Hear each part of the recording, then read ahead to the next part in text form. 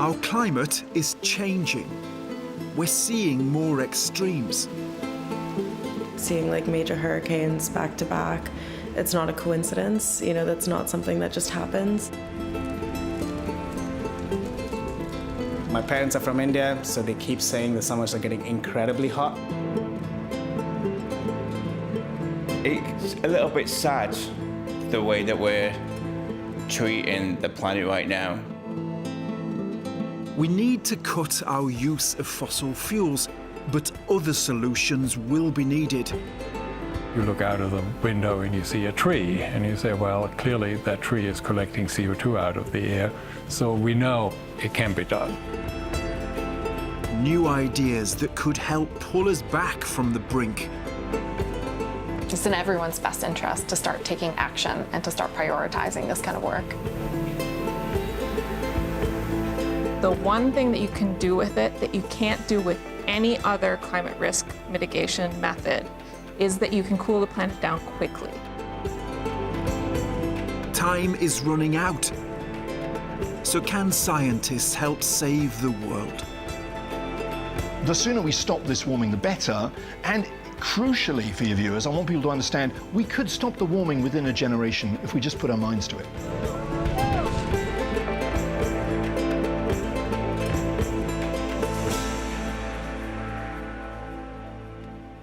Here we go.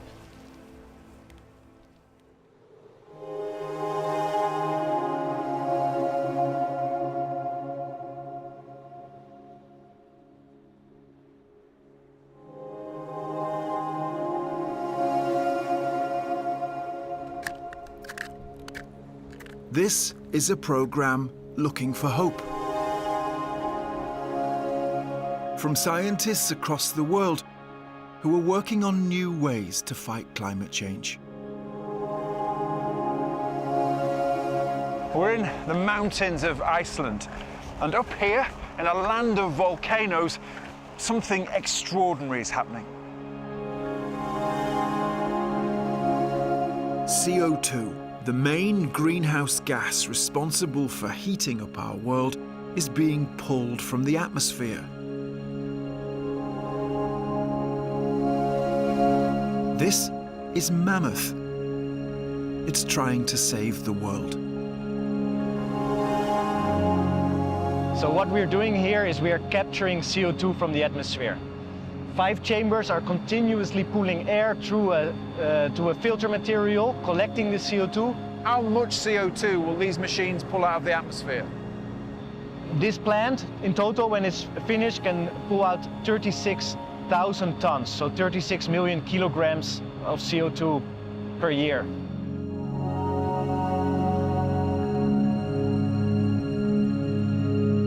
It would take a lot of places like this to make a difference. We're each responsible for about 4.7 tons of CO2 a year. So this private company would capture the emissions of about 7,000 people. We already put quite a blanket of CO2 around the Earth as humanity in the past 100 years. And we need to reduce that blanket again. And you do that by direct air capture, taking directly CO2 from the atmosphere that it cannot add to global warming again.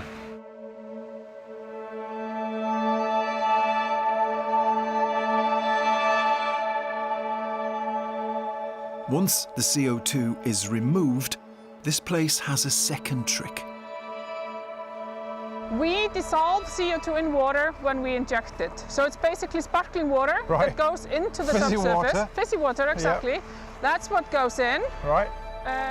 This CO2 water mix then gets driven into the volcanic basalt rock.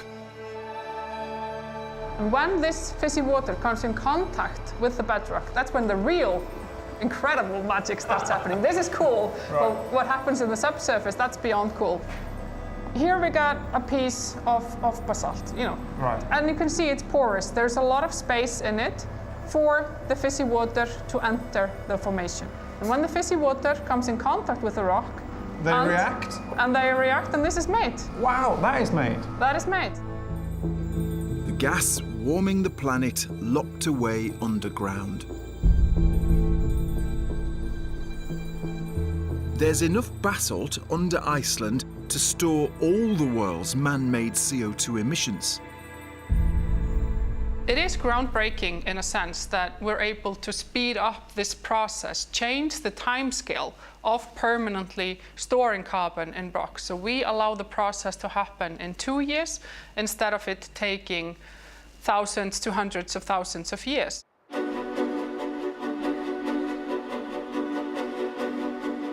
So the science works.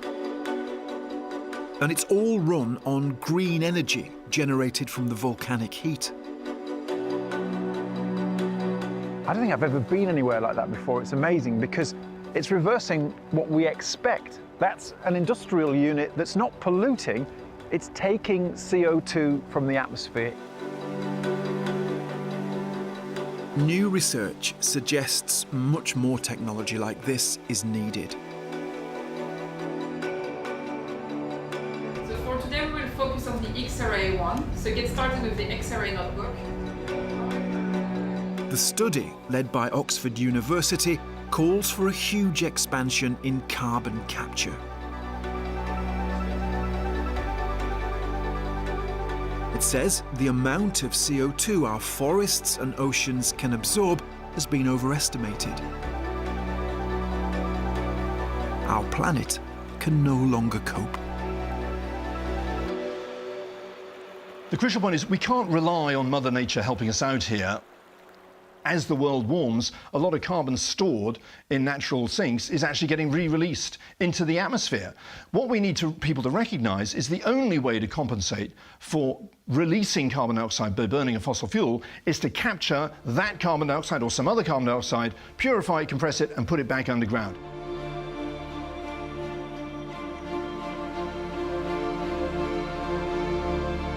The International Panel on Climate Change says we must reduce our dependence on fossil fuels to get to net zero by 2050. But even if we succeed, the existing CO2 will continue warming the planet for hundreds of years. That's why the IPCC says some of the carbon needs to be removed as well. We're emitting something like 40 gigatons, 40 billion tonnes of carbon dioxide per year. Even if we reduce emissions to 10, 20 billion tonnes per year, let's say call it 10, we've still got an enormous industry or range of industries ahead of us to build up. Greenhouse gas removal industries. We can do it. We're innovative as a species. We are curious as a species. We want to find solutions to problems. And we see society come together and achieve these things. There's going to be somebody that comes along with a solution that I can't comprehend. Always. You know, it's easy to think, I couldn't think that up, so nobody can, but of course they can.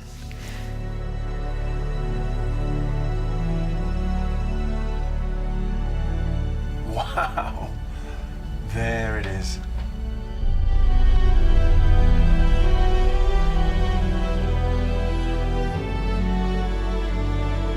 The Jungfrau Observatory, 3.5 kilometres above sea level.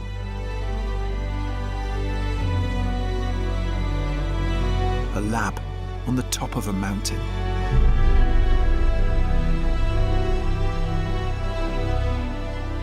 There are very few places like this in the world. Places where scientists are trying to find out what's happening in the atmosphere and how we can fix it.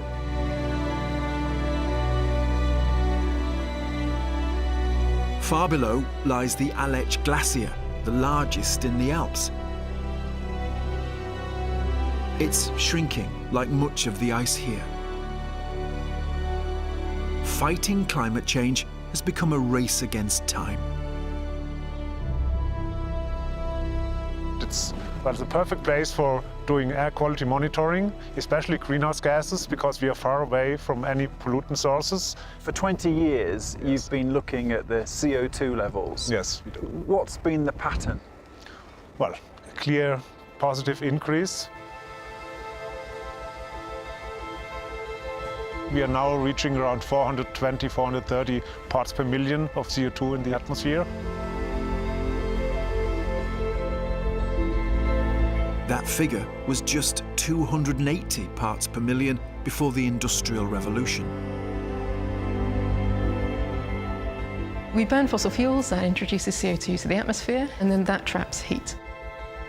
One of the things that we often hear is, oh, it's such a tiny part of the atmosphere, how can it impact climate in this big way? But because it traps radiation in the way that it does, it has a really important impact on climate change.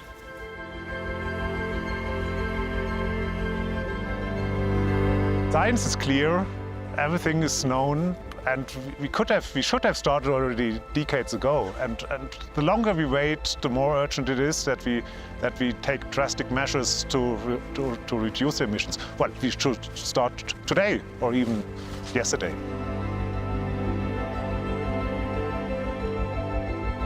Cuts in emissions are needed to try to stop climate change.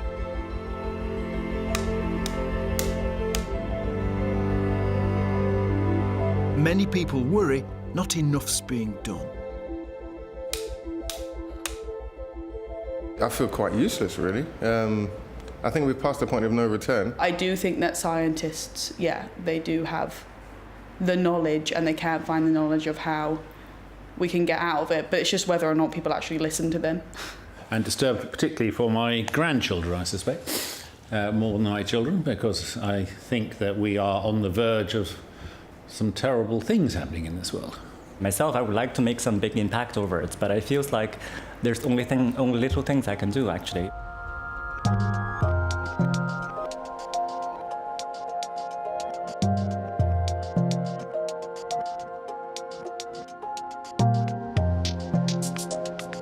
This is our world. So this little machine here is known as the triple bucket. That's what you see there. See that. So here is a tiny little device where we basically run air in circles through the gas analyzer, and we watch this thing suck out the CO2. It was the technology of the Industrial Revolution that started the dangerous rise in CO2 levels. Now, some scientists believe it's technology that can help save us from the effects of climate change. We can actually measure quite accurately how much CO2 it has. Klaus Lackner thinks CO2 should be seen as waste and capturing it as waste disposal. We need to manage carbon. As long as we use fossil carbon, you have to have a way of putting that carbon away. I'm not allowed to just dump stuff in the backyard and get rid of it. And that's what we are still doing with CO2. We just dump it because nobody is obliged to do anything with it. Klaus's solution is a mechanical tree. The manufacturers say it captures carbon 1,000 times more quickly than a real tree. The CO2 is trapped in scores of trays and collected in the trunk. The first reaction, including my own, by the way, was that can't possibly work. You look out of the window and you see a tree, and you say, well, clearly that tree is collecting CO2 out of the air, so we know it can be done. Klaus says this mechanical tree can remove 30 tons of CO2 a year, but new models will capture much more. He thinks millions of machines like this could absorb all our emissions. We can close the carbon cycle. There is, in my view, no question that that can be done. There's a cost associated with it. They need to build 10 million a year. We build about 100 million cars and trucks a year. So we have the industrial capacity to operate on that scale if we choose to.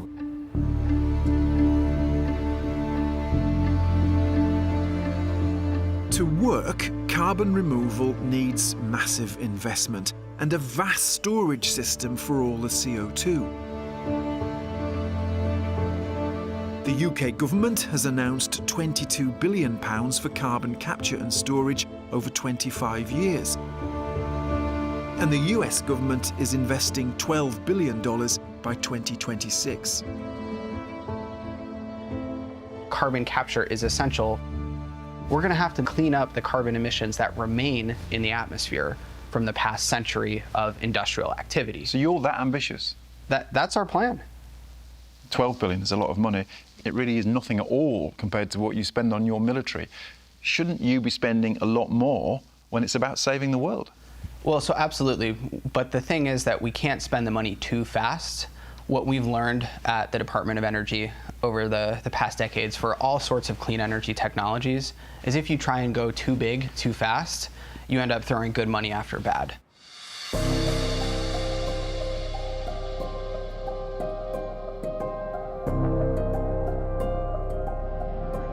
The oil and gas industry has been using captured CO2 for decades. It's often pumped underground to force out even more fossil fuel. It's why some environmentalists think carbon capture is dangerous science fiction that provides a false sense of security and allows the industry to keep drilling. The skill sets and the knowledge within the fossil fuel industry are enormous. But on the other hand, there is also the dark side. It's just allowing fossil fuel producers to keep on keeping on, and this will delay the transition, and in fact it will just allow fossil fuel companies to continue doing what they've always been doing. We could stop climate change within a generation if we just put our minds to it, if we actually put the resources that's in the fossil fuel industry, require them to dispose responsibly of the carbon dioxide generated by the fuels they sell. The energy companies say they're investing in carbon capture and expect to spend $2 trillion this year on renewables like solar and wind. But they say fossil fuels are needed to give the world time to make the switch. I think that it's important for us to move away from fossil fuels, which, you know, as somebody who's a massive motorcycle enthusiast, I love combustion engines and I love things that go fast, but I'm a realist and I understand the impact that is having on the environment. If financial gain is not our primary goal in life, we will be able to solve this. Is that? I feel like science and people agreeing with science is how we can change.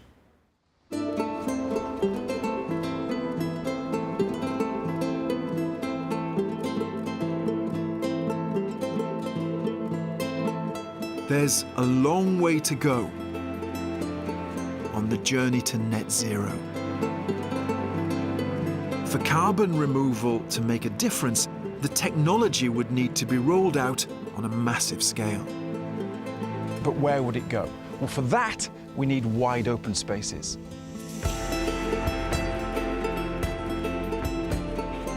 Like here in Eastern Australia. A couple of years ago, in 1 year, Australia emitted about 1 billion tonnes of carbon dioxide, and it turns out that you would have to actually plant out the whole of our state of New South Wales with trees in order to sequester that amount of carbon dioxide. By comparison, it would be only a few square kilometres of these engineered systems to do that. Carbon removal machines can use a lot of energy. This is obviously the power. It gets its power from the sun. It powers everything. But this commercial prototype is self-sufficient. We're sucking in air, so it's 400 parts per million, which is 1 in every 2,500 molecules in the air is a CO2 molecule. Right. So you need a lot of air. It's a lot of air, but it gets sucked up by the fans. We put it through this vacuum box where the absorbent is. So the absorbent is special material that selectively captures the CO2. So sucked up through there, Goes into through, here. into there. That's where the carbon's captured. So carbon captured, the spent air goes out the end. How many of these units would you imagine out in the outback or wherever you choose? Is it 100? Is it 1,000? Is it 1,000,000? In the millions. We do have scale advantages in Australia because, you know, we're going to have to make it very scalable to make an impact on the climate.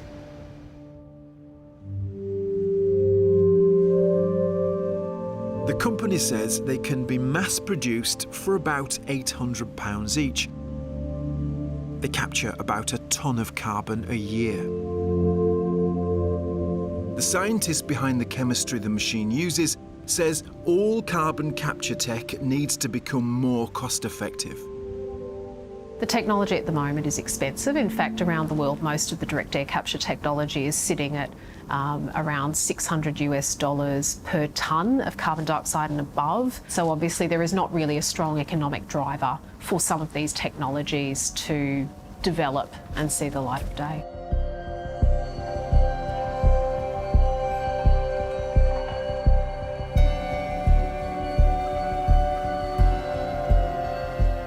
The natural world is really good at capturing carbon. Water, trees, vegetation, they've been doing it for millions of years. And some people think there are solutions in those natural methods.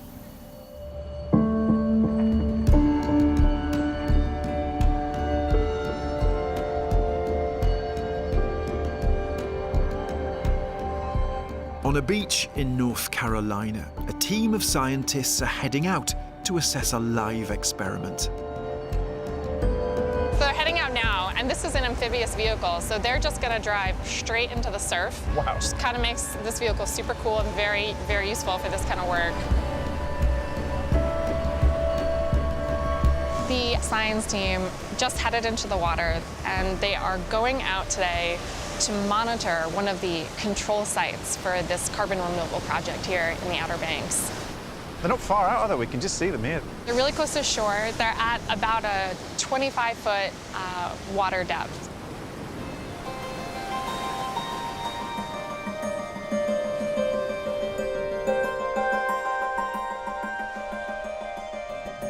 This summer, 8,000 tonnes of special olivine sand was dropped just off the coast. When it dissolves, it reduces the acidity of the ocean. And that allows the seawater to soak up more CO2. One of the things I love about this strategy is that it also has almost a limitless potential for carbon removal. Olivine is a mineral.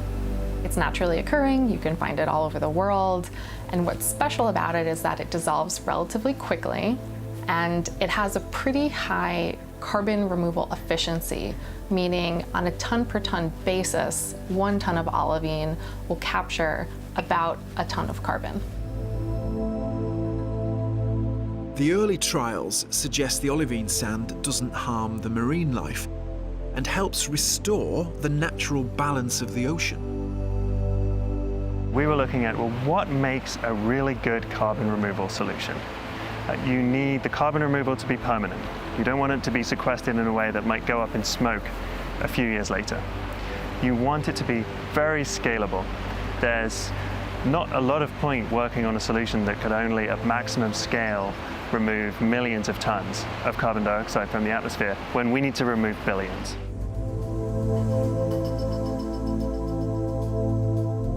It's another potential solution. But can it really work at scale? How many billion tons of rock do you need to mine, grind, and distribute in order to get 1 billion tons of carbon dioxide being removed? We're looking at, gigatons of a mining operation just to get material ground, and that's really challenging. And therefore it's a different challenge in terms of scale up than it is for direct air capture. But they've got challenges that we need to embrace.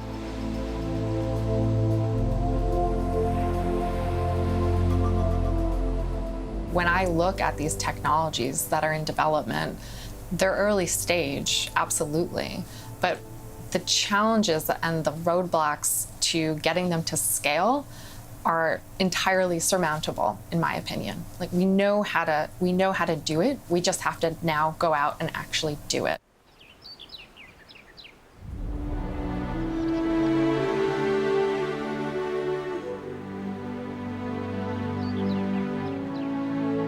On a farm in Cornwall, a simple idea.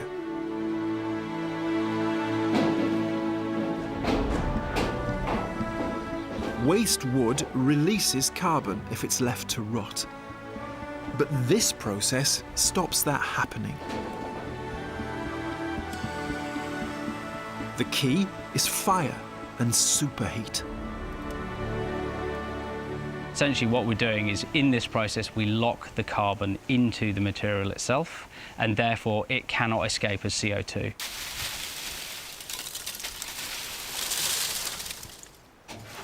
This is what's produced. It's called biochar. It can be made from any plant waste. So this is our latest batch of biochar. Essentially what's happened is, in here you've got all the moisture and all the sap that was part of the tree's nutrients. Thank you. And yeah, essentially we've converted it from very solid material to a very light material. So this breaks up very easily, you can see. Yeah, it's very, very light indeed, isn't it? Like a fifth of the weight or something. Exactly, yeah. And if you listen to that sound, that's the sound of good char. Right. If it clinks or clinks, you know it's cooked well.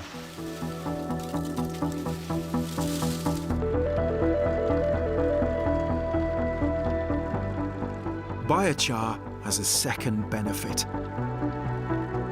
It enriches the soil when it's broken up and spread on the fields. So it's improving the land and locking away carbon. We're sort of at the dawn of a new industry. Carbon removal as a sector, as an industry, has existed for a little while now, but over the last few years, it's sort of becoming more of a commercial sort of industry.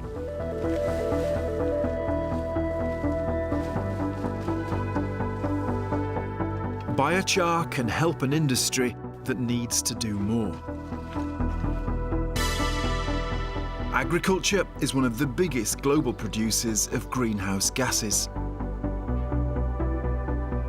Biochar is potentially an excellent way of storing carbon for the sort of 100-year timescale. The difficulty with biochar is it depends on the site and how you do it, whether it really does stay there for 100 years or whether, you know, the plants just grow faster and put the carbon dioxide back into the atmosphere in the end. So it's quite site-specific. You have to, therefore, monitor it quite carefully. And the amount we can do with biochar, of course, depends on the bio-supply. Now, every biochar operator will tell you, oh, don't worry, we're only using forest wastes at the moment. Well, that's fine, but of course if it scales up, we'll run out of waste.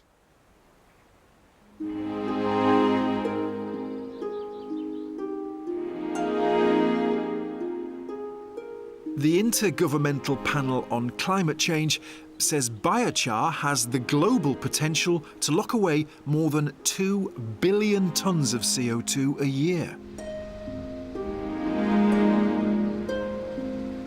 In Cornwall, they are taking on a huge problem, one field at a time. It's just bloody hard work. It's just very manual right now. We're doing it on a farm at the moment because that's the scale that we want to start with, and it's a scale that feels, you know, feasible right now, but it's a lot of grunt work. You know, it's hard manual labour. So, you know, really living and breathing that at the moment.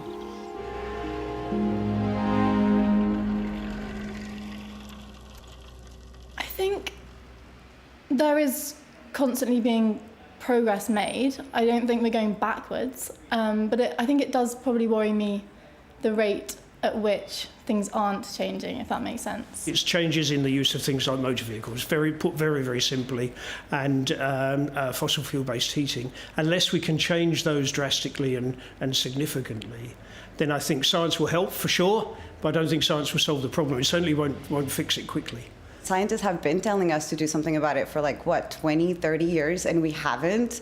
So even if they found the perfect solution, I'm pretty sure they'll go on TV and say, hey, we should do this. And the world would go, meh.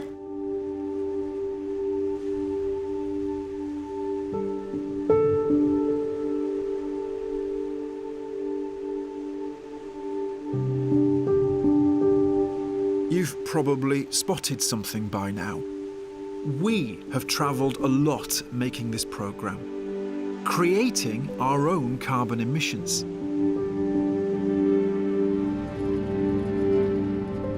At Panorama, we do travel to do our job sometimes. It's so that we can get the pictures, we can get the facts on the ground, and we can interview people face to face. We do that for the important stories that we cover, and we think climate change is an important story.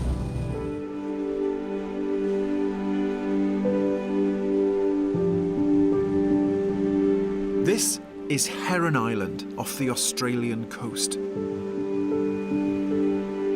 It sits on the Great Barrier Reef.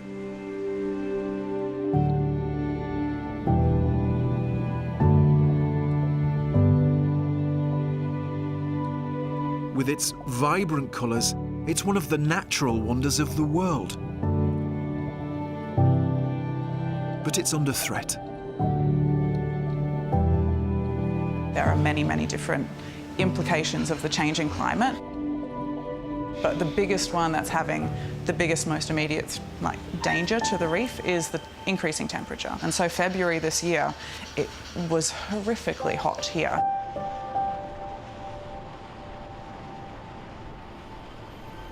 Large sections of the reef further north have already been damaged by rising temperatures. But now, Heron Island's being affected. I grew up here, so I'm not actually looking forward to this dive at all, to see what it's like. Richard's a marine biologist who's been diving here his whole life. This is his first inspection since the heat damaged and bleached the reef earlier this year.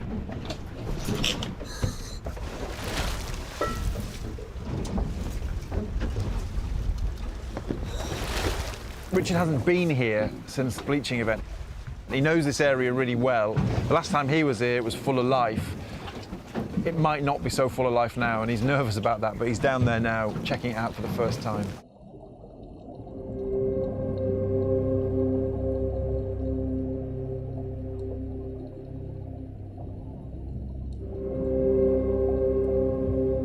This is what climate change does.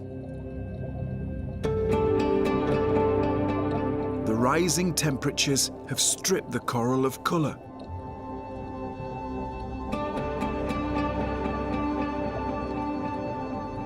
Parts of the reef here are now bleached and lifeless.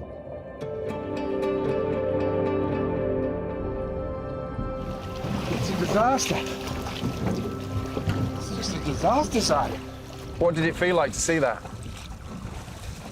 It's heartbreaking. Right. Every Hollywood disaster movie starts with people ignoring scientists.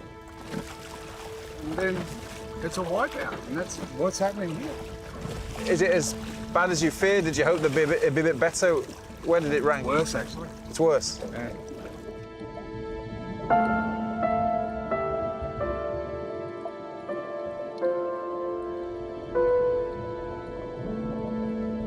This is the first mega ecosystem where we're seeing these major effects from climate change. This is only just the first, we're seeing it in the Arctic, the Antarctic, the rainforest, everything else. The dead colonies were, probably over 100 years old. So it's pretty sad to think that this didn't survive the industrial age.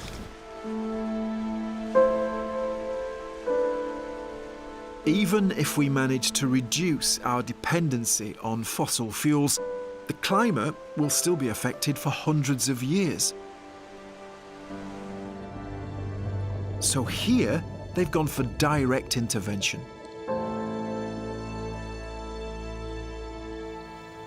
The plan is to enhance the clouds, to make them more reflective, and then they can protect the reef.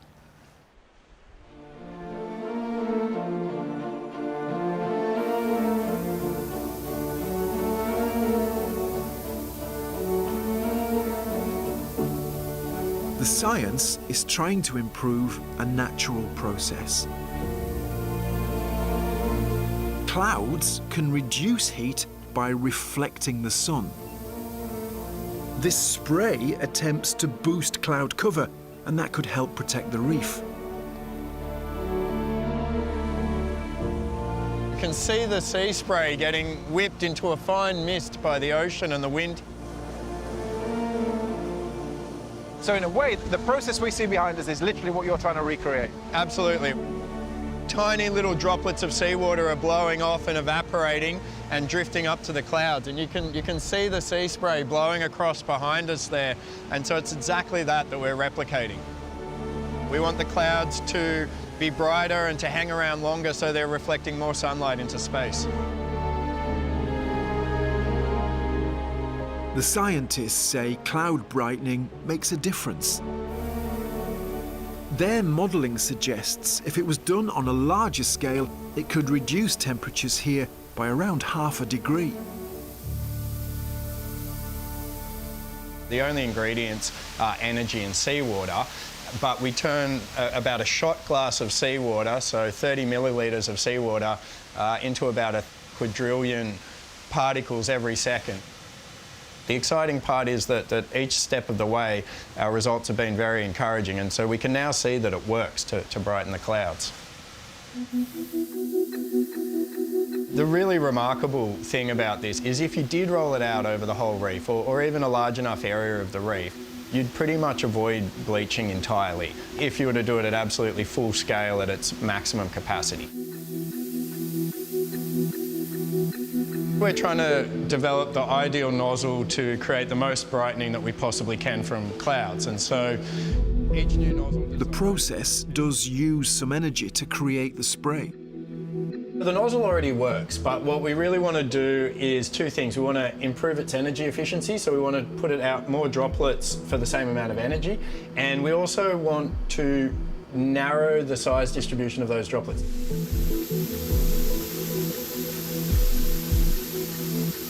Why would you not try to save something with this much just wonder, beauty and inherent value? Why would you not try?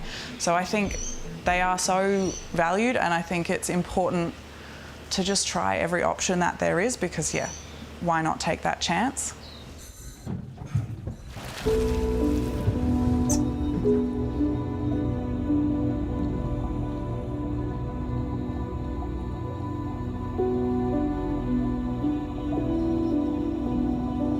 We're at the tail end of hope. We're down the slope now. We're sliding down that slope. There is hope if we get off our butts and go quick and at scale. That's the only thing that's going to get us out of how far down that slope we go and what's going to happen to humanity in the future. Like, the reef is burning. Our forests are burning. The poles are melting.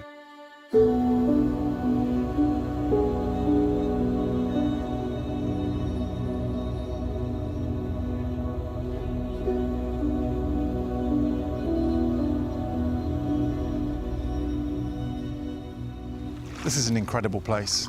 I don't think I've ever been anywhere that's just so full of life. And the idea that this place is being damaged, might even be lost for good, shows just how quickly we need to find solutions.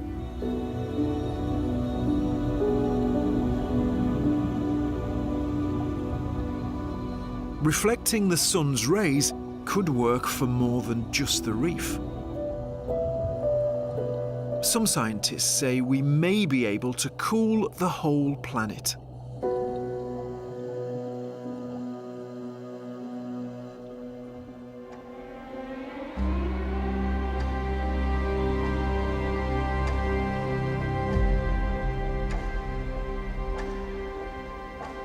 town of Grindavik in Iceland is a restricted area.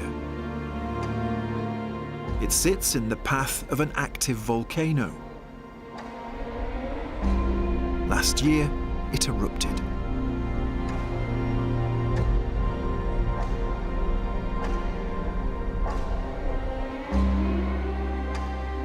Lava just flowed down here. To see it, it's sort of incredible. You can see what it was like, how it was flowing. The patterns show the sort of waves. Apart from the scale, which is vast, the other thing which is really striking is the sort of direction of travel, because all of this lava was slowly but surely making its way towards the town.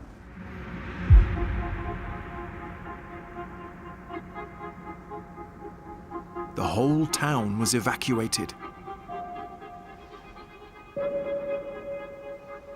When the lava was flowing here, and you can see it came right up to the edge of the town, then the air will have been thick with sulfur dioxide, which is terrible for the people here because it can kill you.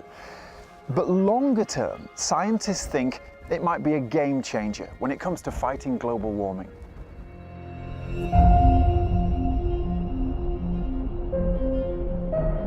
Like clouds, sulfur dioxide can cool the Earth by reflecting the sun's rays back into space.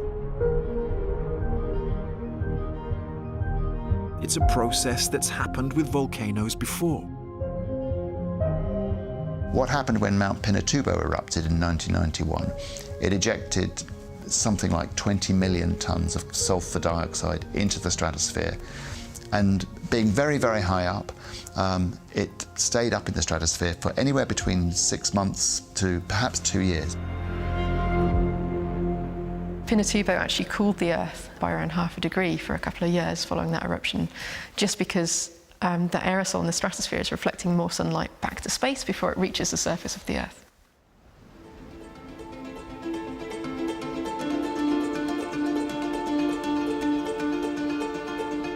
What if scientists could replicate the volcano effect and change the atmosphere to cool the Earth? It's a very controversial idea, but researchers are investigating whether it could ever be done safely. Hey Max, could you find something to anchor down this side of this tarp here? We're starting to get some flipping over.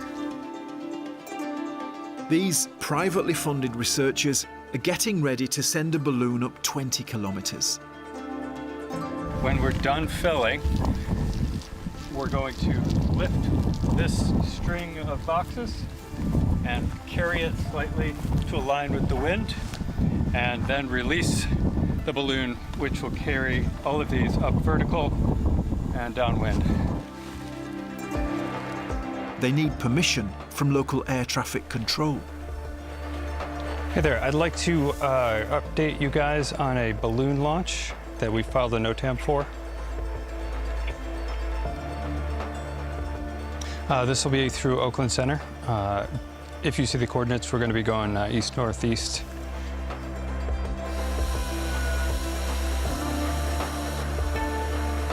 The non-profit organisation is measuring particles in the atmosphere.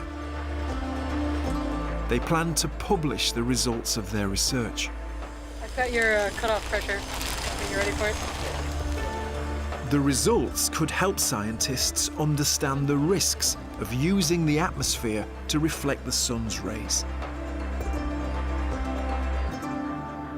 One of the tools that scientists have recommended researching is the possibility of cooling the planet directly. And one of the ways that they've looked at is cooling the planet directly by dispersing particles into the stratosphere. If you're going to research what that might do, it's really important to know what's in the stratosphere already. This is Jean-Francois here, helping with the launch. He's the main scientist here. So you're right involved with this process, but the data will be looked at by him. He's the guy who wants the data.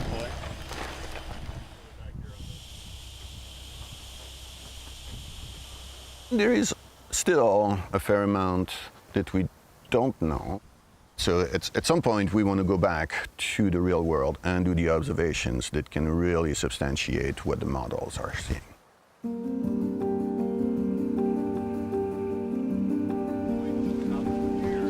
I don't know. You guys let me know. So this seems a bit tortuous, but it's kind of a crucial moment because in a way it's the last time they'll have complete control of this balloon. Let it go. Ready?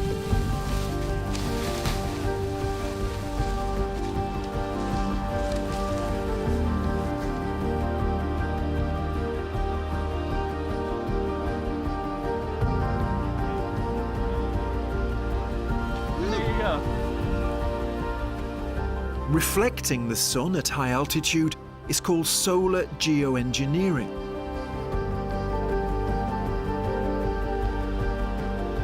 It split the scientific community because it could have unknown consequences.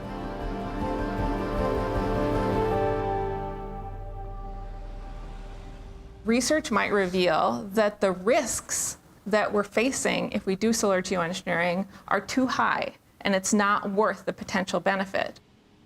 The main potential associated with solar geoengineering, the one thing that you can do with it that you can't do with any other climate risk mitigation method, is that you can cool the planet down quickly.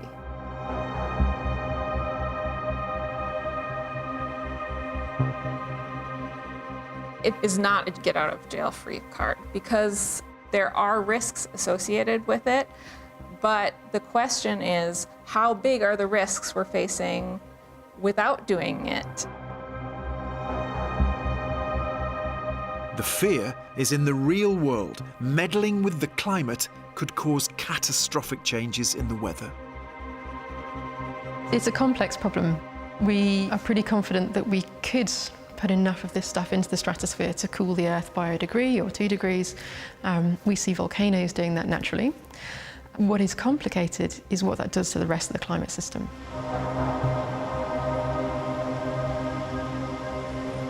The changes we're thinking about are the change in the time of year that the monsoon season starts. So when does the rain arrive in your country and how intense that is. By changing the intensity of these things, you're also changing your risk of flooding and drought. I think some of the proponents of geoengineering rather naively say, oh, it'll all be run by a UN committee. No, it won't be.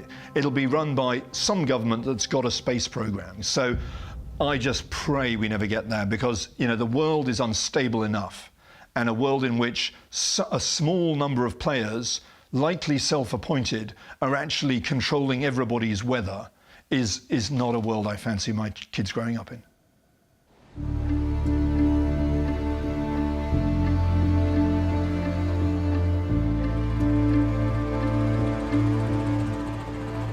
"400 academics have signed an open letter demanding a worldwide ban on solar geoengineering. But more than 100 have signed letters calling for more research. We know a little bit about it from climate modeling studies, and climate modeling studies actually make it look like it works pretty well.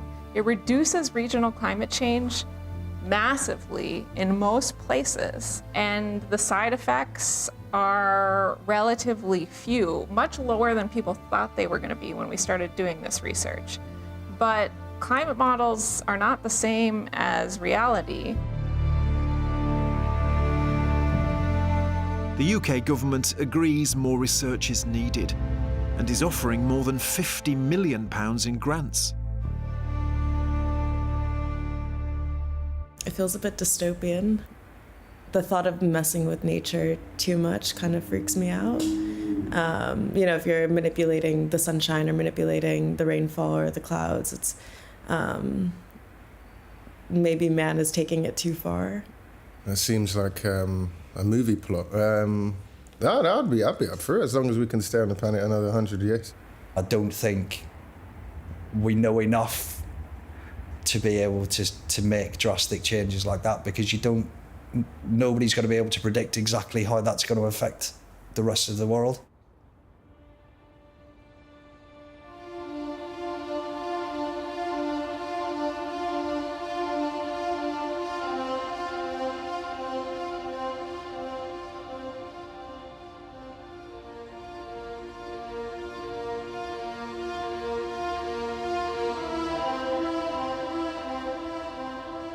First light.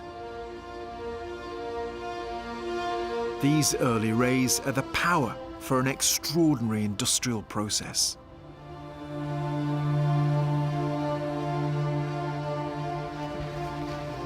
Welcome to the future.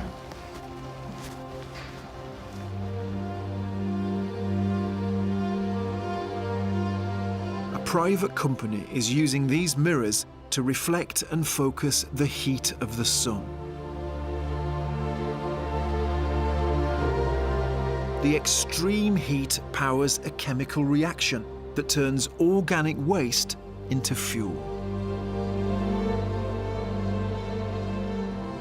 So we have this big mirror field. The mirrors follow automatically the sun and reflect the sunlight to the top of the tower. You see there at the opening. So the sort of eye there, yeah? Exactly. Yeah. There the concentrated sunlight enters and is absorbed and converted into high temperature heat. And how hot could that be when all the light is focused? It gets up to above 1,000 degrees Celsius, typically 1,200 degrees in this case. What do you do with that heat? And this heat then drives a chemical reactor which converts biomethane and CO2 and water into what we call synthesis gas. You can see it as the Lego blocks for fuel. The company says the process is carbon neutral because the fuel is made from CO2 that was trapped in the organic waste. And exactly the same amount of carbon is released when the fuel is burned. In principle, it is a closed loop. We take the same amount of carbon out of the atmosphere, make a fuel out of it, as is released during the combustion of the fuel. So it's a closed cycle. Today is the first time this place has produced fuel. Today is a special day. Finally have everything working together. It's really, truly amazing how much according to plan this is working.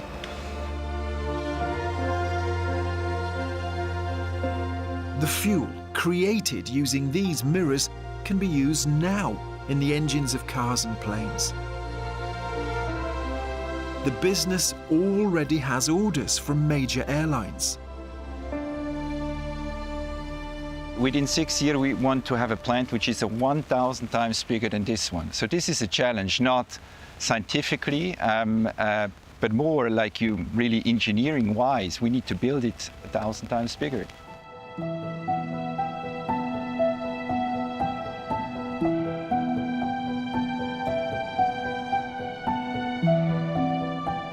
Some solutions seem like miracles.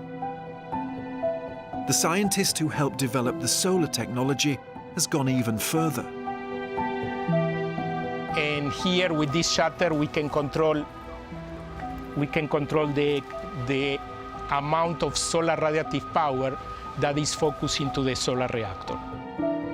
On the roof of his lab, Professor Aldo Steinfeld no longer needs organic waste to make fuel. Instead, he uses water molecules and CO2 from the air. This is chemistry, this is engineering, this is thermodynamics, all apply in this device that you see in the background. It's hard to believe, but he's using the power of the sun and fresh air to make jet fuel. He says it's a carbon-neutral solution. When we burn the jet fuel in the jet engine, this is a combustion process, and the same amount of CO2 released through the combustion is exactly the amount that we extract from the air to produce the jet fuel. So it's a circle? It's a closed material cycle. It would take huge investment, and the mirrors would need large areas of land. But Aldo Steinfeld believes his fuel could eliminate the carbon impact of flying. I am excited, and it's a form of emissions reduction. So it's a way of getting an aeroplane to be effectively net zero. It's a drop-in solution, so you can use existing aeroplanes with these artificial fuels as a way of then getting them to be not as impacting on the climate. This system, the German solar facility, and the mammoth carbon capture machines in Iceland all started out in Aldo Steinfeld's lab.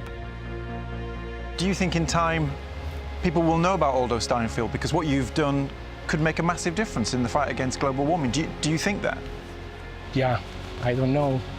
It's a nice thought. It's a nice thought, but I don't think that that's important.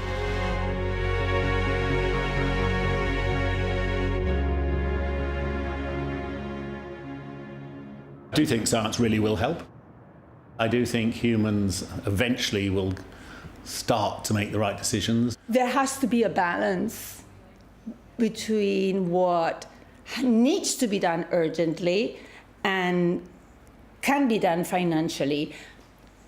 And maybe we would have to stop paying for other things and in order to support science. I do believe in scientists and scientists that have good purpose. I believe that. At the end of the day, I believe the good will prevail.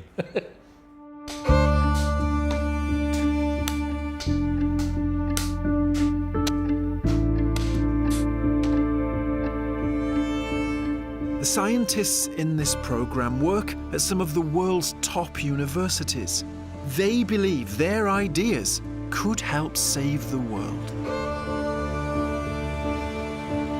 These real-world impacts are being driven by climate change, and it's time to start doing something about it. It's in everyone's best interest to start taking action and to start prioritizing this kind of work. Will science get us there? I don't know whether it will, but I'm optimistic. People are born into this fossil fuel dependent society, that you have to exist in the society that you are in. The absolute worst thing that people can do is nothing. But you can't also expect yourself to do everything. Yeah, that's just crippling, to put that weight of that whole climate change problem on your own shoulders. It needs to be something we solve together.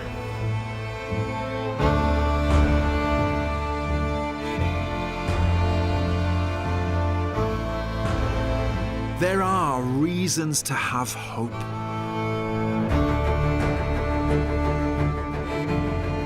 Cutting carbon use is vital, but the world also needs to remove what's already there. Science created our problems, and many believe science will be part of the solution.